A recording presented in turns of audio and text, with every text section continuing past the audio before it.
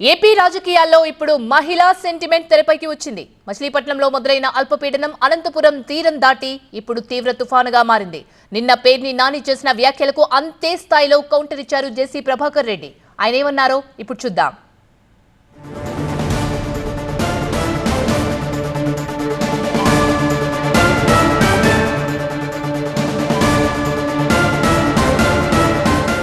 తన ఫ్యామిలీని టార్గెట్ చేశారంటూ పేర్ని నాని చేసిన వ్యాఖ్యలకు కౌంటర్ ఇచ్చారు జేసీ ప్రభాకర్ రెడ్డి. పేర్ని నానికేనా పిల్లలు, మాకు లేరా అంటూ ఫ్లెక్సీ ఏర్పాటు చేశారైనా. గతంలో తమ కుటుంబంపై పేర్ని నాని కేసులు పెట్టారన్నారు జేసీ. అయితే తమ కుటుంబంపై నమోదైన ఎఫ్ఐఆర్ నెంబర్లతో ఫ్లెక్సీని ఏర్పాటు చేశారు. మంత్రిగా ఉన్నప్పుడు ఇంట్లో ఆడవాళ్లు పేర్ని నానికి గుర్తు రాలేదా అంటూ జేసీ ప్రభాకర్ రెడ్డి ప్రశ్నించారు.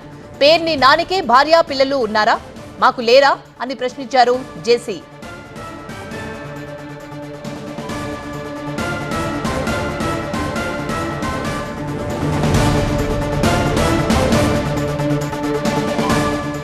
తన ఫ్యామిలీని టార్గెట్ చేశారంటూ పేర్ని నాని చేసిన వ్యాఖ్యలకు కౌంటర్ ఇచ్చారు జేసీ ప్రభాకర్ రెడ్డి.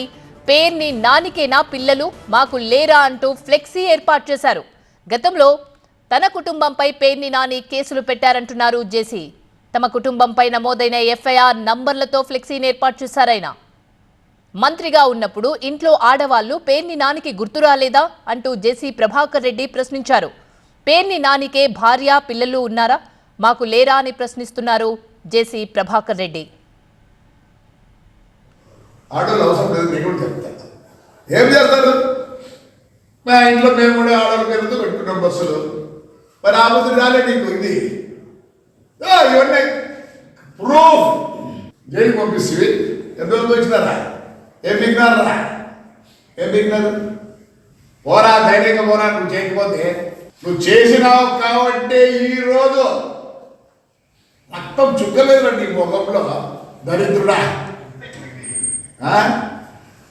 నిర్మిస్తారు పాపం తిరిగినట్టు నావనికే.